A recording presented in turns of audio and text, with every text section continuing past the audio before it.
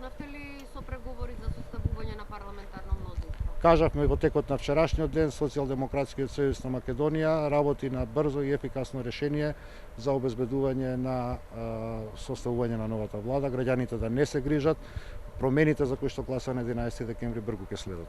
Верувате дека ДУИ ќе ви даде поддршка? Би одговорив, мислам, работиме на изнаоѓање на брзо и ефикасно решение за добивање на мандатот. Кога ќе имате средба?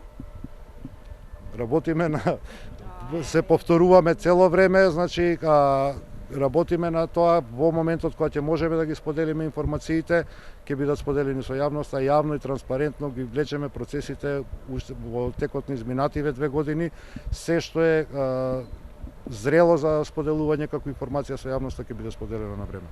Останува ли се само на тврдењето дека ДУИ е дел од криминално-тендерска групација, Али Ахмети е директно вклучен? Кажавме дека лицата кои што се под истрага на специјалното јавно обвинителство, кои што учествувале во криминални дејности, не може да бидат дел од новата влада на Македонија. Ахмети упати апели до ВМРО и до СДСМ да седнат на заедничка маса затоа што сметаат дека ќе излезат од кризата само ако тие седнат да се договорат. За мене е прашањето или за господинот Ахмети? За вас, за СДСМ. Значи, кажавме, повторуваме, во Македонија граѓаните гласа за промени, таква влада ќе добијат.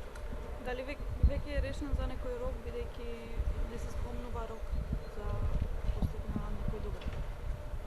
Кажавме, во многу брза иднина ќе добиете квалитетна информација во однос на тоа прашање. Бидете за нијанса трпеливи, разберете ја сензитивноста на моментот, информациите кои што ќе бидат зрели за споделување ќе бидат споделени со јавноста. А на Иванов ќе му доставите ли програма?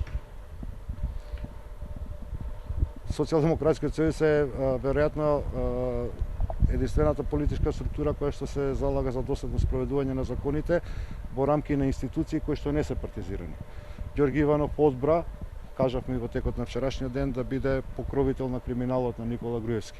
Никаде во закон, никаде во устав не постои обврска на мандатарот да до председателот на државата, до давателот на мандатот достави програма за работа на владата. Програмата за работа на владата ја разгледува и усвојува собранието преку претениците.